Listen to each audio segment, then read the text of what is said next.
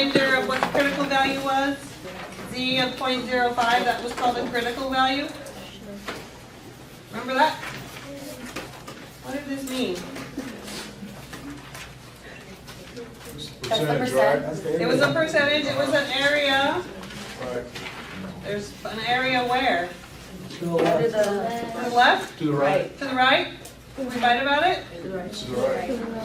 It was to the right. Critical values, we're always talking about this area to the right. Good guess. That was wrong. So in terms of a picture, this meant to find some Z right here that had an area of 0.05 to the right. So we already practiced those, correct? How would I find this one? Let's finish practicing. Inverse norm. Inverse norm. Inverse norm. And we always tell inverse norm, aha, the area to the left. If we have 5% to the right, what percent's to the left? 0.95, so I have 95 on this side. Remember, you always tell inverse norm the area to the left. And since we're working with z's, that's the standard normal. So what was your mean and standard deviation? 0 and 1. Beautiful. So we already found critical values. And if we do this one, what's it turn out to be? 1.64 if I round?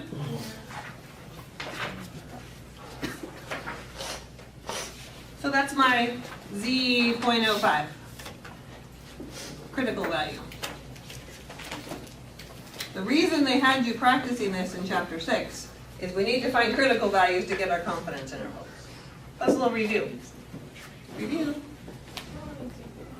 So let's read what it says here on this page about critical values. It says it's a Z-score on the borderline separating sample statistics that are likely from those that are unlikely. Similar to this. This is the cutoff for what makes something unlikely or likely. Right? Cutoff. Similar to that. And then it looks kind of scary. It says Z with this little alpha over 2 right here. Underneath it, that's a subscript. That's actually all one thing. I'm going to show you what that is here in a second with a picture. But see how it looks like that? It's kind of all squished together on our notes, but it's a subscript. Z alpha over 2 is the Z-score that separates an area of alpha over 2 in the right tail of the standard normal distribution. What the heck does that mean? We're going to draw a picture and it'll make more sense. So example 1, continue. It says find the critical values, for a 90% confidence interval. So a 90% confidence interval, so these are confidence intervals, you know, where we're finding cutoffs here and here like we were just doing before the break. If it's a 90% confidence interval, we want the area in between here to be 90% or 0.90, between those two cutoffs. That's what it means to be a 90% confidence interval. If I had a 95%, it would be a little bit wider. A little bit more area. So if I have 90% in the middle, if you go all the way back to the top of page 86, where it talks about confidence level, did I write it here? I did. The 1 minus alpha. So we'll talk about alpha in a minute. Here's the minute. If 90% is between these two numbers, what percent's outside? 10% is what I heard. Why is it 10%? Has to equal 100%, or if you're dealing with probabilities, it has to equal 1. So 1 minus 0.90 is 0.10. That's the alpha they're talking about. In words, alpha is the area outside your interval. Area outside the interval.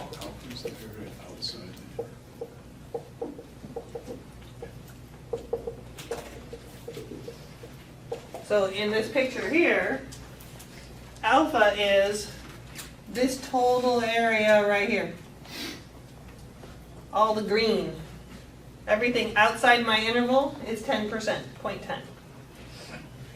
So don't let that alpha freak you out. What's alpha? It's just the area outside. We've got 90% inside, we've got 10% outside. How much is in just this right side tail? Just this right tail by itself. Why is it 0.05? Because the total has to be 10, right? If the total's 10, what do we do to get the 5? Divide it by 2. We took that alpha, we took that 0.10, and we divided it by 2 to say that each one of these little pieces here, this guy has to be 0.05, which means this guy over here better also be 0.05. See what I did there? So this notation, alpha over 2, that's what we just did, right? We took alpha and divided it by 2 to figure out what is in our tail. So that notation scares everybody. This is the area in one tail. We have two tails, right? A tail here and a tail here. It's just area in one tail. Don't let the notation freak you out. This was our 10% divided in 2, so we had 5% in one tail. So if they're writing z alpha over 2, they really mean z in this problem of, what's the area in one tail? 0.05. So that z alpha over 2 is used throughout this section, and people get so confused. What's alpha? What's 2? What's z? It's all one thing. It's the critical value that goes with 5%, in this case, in your tail, which we just practiced over here. What's the critical value for 5% in your tail? 1.64. If we hadn't just practiced it, we would have done the inverse norm of 0.95, and we've done exactly the same thing. So alpha is the area in both tails, outside the interval. Alpha over 2 is just the area in one tail. So this number was 1.64.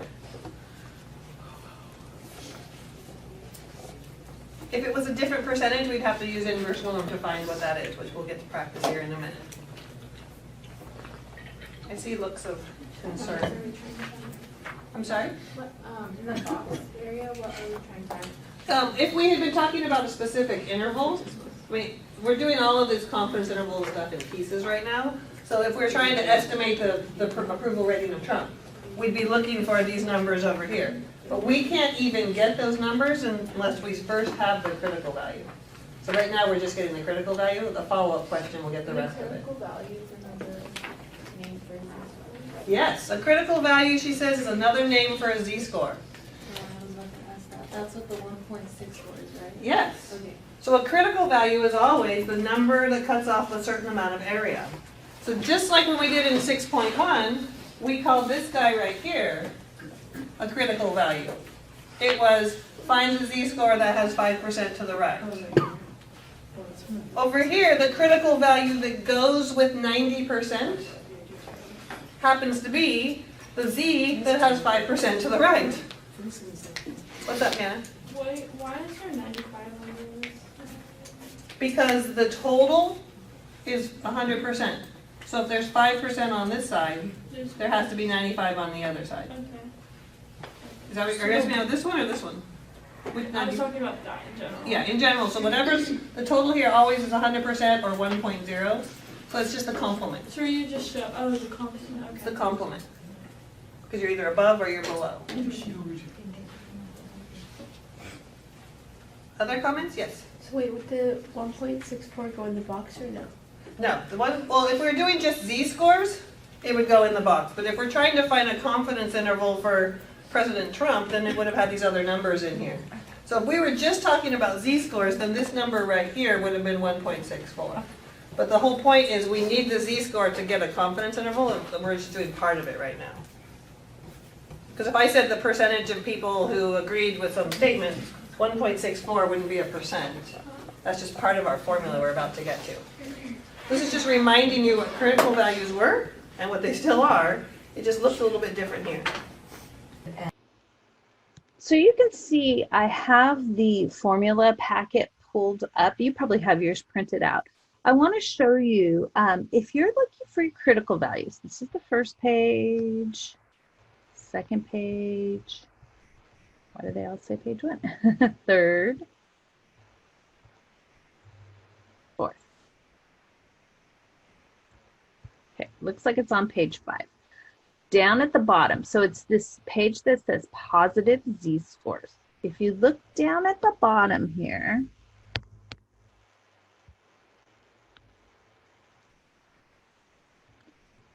look at what that says. Common critical values. The common critical values for, look at that, 90%, 95%, 99%. And those are the 3 that we're going to work with.